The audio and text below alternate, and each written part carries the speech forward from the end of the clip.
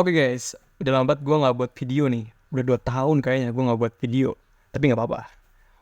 Mungkin nanti di next video ini kita akan beda jauh gitu kontennya. Kalau dulu kan kayak vlog-vlog di Turki gitu. Nah sekarang ini akan menjadi sebuah video yang seperti ini, bicara biasa gitu. Dan ya mungkin akan tentang politik gitu atau apapun itu, tentang finansial, trading dan lain-lainnya gitu. Oke, nggak apa?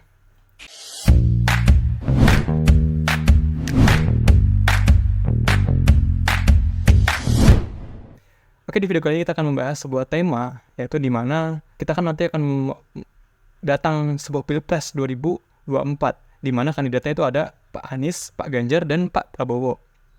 Dan gue akan langsung mengatakan di depan pertama kali di video ini, ya akan menjadi presiden itu adalah Pak Prabowo. Kenapa gue mengatakan demikian?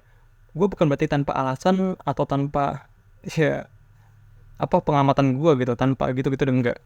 Gue memiliki sebuah alasan penting gitu. Kenapa Pak Prabowo itu bisa menjadi salah satu presiden di 2024? Dikarenakan Pak Prabowo ini udah farming lebih dulu dibanding dua kandidat lainnya seperti Pak Anies dan Pak Ganjar gitu.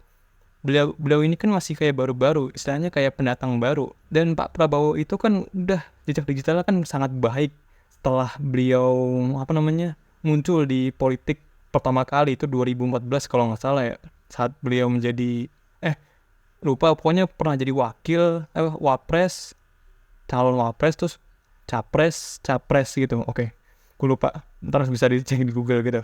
Nah, coba kalau kita lihat lagi nih di media, apalagi di 2022an lagi 20-an pokoknya, setelah Pak Prabowo itu gabung jadi kandidatnya Pak Jokowi menjadi Menteri Pertahanan, itu banyak sekali dukungan, bahkan anak-anak muda itu berpikir bahwasannya Pak Prabowo adalah presidennya.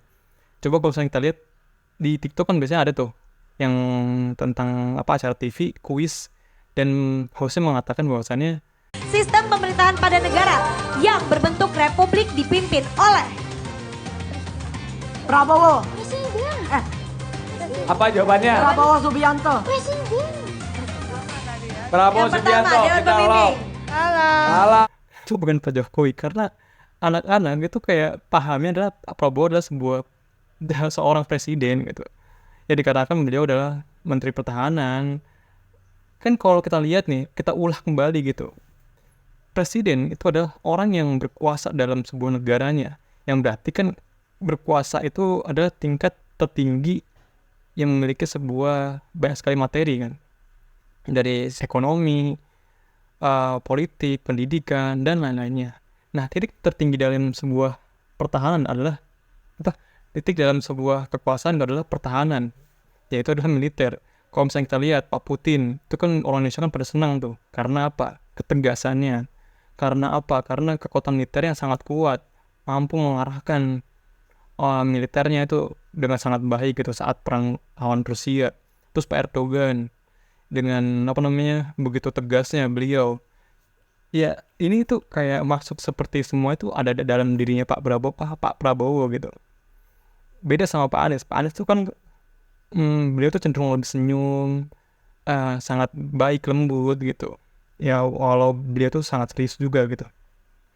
Dan Pak Ganjar itu kan orangnya tuh sangat milenialis gitu, sangat suka bercanda, ngelawak di media, hingga akhirnya banyak sekali anak muda tuh senang dengan beliau tuh karena keakrabannya dengan anak muda.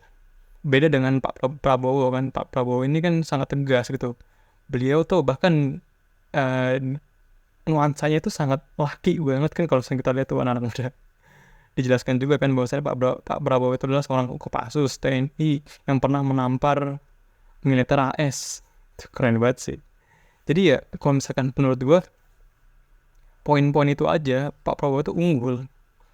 Hingga akhirnya 2024 itu beliau yang akan menjadi presiden. Walau Pak Anies dan Pak Ganjar ini udah berkampanye dari mulai sekarang hingga nanti 2024, itu tetap akan kalah karena beliau ini kampanyenya masih baru-baru, farmingnya masih baru-baru, sedangkan Pak Prabowo itu udah jauh dibanding mereka berdua. Apalagi coba kita analisa bareng-bareng ya. Pak Prabowo itu apalagi yang digemari gitu. Oh iya, kalau misalkan di media ada suatu kesalahan dalam sebuah sistem di Pak Jokowi, ujung-ujungnya apa? Nyesel milih di 2019, milih Pak Jokowi, nyesel, ujung-ujungnya apa? Muncul kata-kata mendingan Pak Prabowo. Terus apa lagi tuh? Mendingan, gitu-gitu lah. Intinya tuh pasti ada kata-kata Pak Prabowo. Kalau ada Pak Jokowi, pasti ada kata-kata Pak Prabowo di kolom komentar. Itu udah pasti gitu, karena ya kita lihat ya vibes-nya emang sangat pemimpin sekali, sangat tegas, sangat militeris sekali gitu. Terus apa lagi ya, kita bedah lagi apa yang menjadi potensi sangat baik dalam sebuah presiden nanti di dirinya Pak Prabowo gitu. Oke, mungkin kalian bisa pikirkan lagi gitu apapun tentang negara kita, karena ya kita lihat dari antara perang Rusia dan Ukraina aja, Indonesia kan pasti kan juga butuh yang pertahanan yang sangat kuat. Walau Indonesia sekarang belum punya musuh gitu, Indonesia kan hanya menjadi sebuah pupuk tanaman bagi negara-negara lain. Contohnya bule-bule itu mencari pasar di Indonesia, karena ketika ada bule mengatakan bahasa Indonesia atau budaya Indonesia, otomatis follower dia akan langsung naik, atau ya dia terkenal atau apapun itulah, hingga akhirnya menjadi keuntungan bagi mereka sendiri, para bule-bule ini. Ya, karena konsumsi media di Indonesia itu sangat kuat, sangat banyak. Ya begitulah sistem sekarang tuh udah kayak gitu.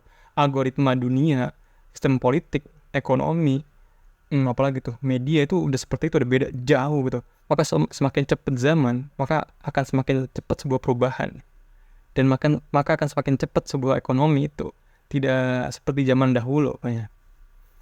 Intinya tetap berhati-hati dan tetap positif dalam pemikiran apapun gitu, karena informasi tidak benar, informasi itu tuh mudah sekali masuk karena adanya short video TikTok gitu. Orang tuh jadi malas untuk membaca banyak hal dibanding membaca pendek hal. Seperti ya video-video TikTok itu kan lebih senang ditonton dibanding video-video YouTube yang panjang gitu. Apalagi ada podcast yang sejam atau apa gitu. Ya, I don't know. Dan pastinya semoga kalian tidak seperti itu, dan kita akan menjadi seorang yang insya Allah selalu dilindungi dalam sebuah kebaikan apapun. Oke, kita akhiri video ini. Semoga bermanfaat, dan semoga berpikir bahwasanya Indonesia akan menjadi negara yang sangat kuat dalam sebuah pertahanan, dalam sebuah ekonomi, dan perkembangan zaman yang sangat bagus gitu, insya Allah. Oke, pamit undur diri. Assalamualaikum warahmatullahi wabarakatuh.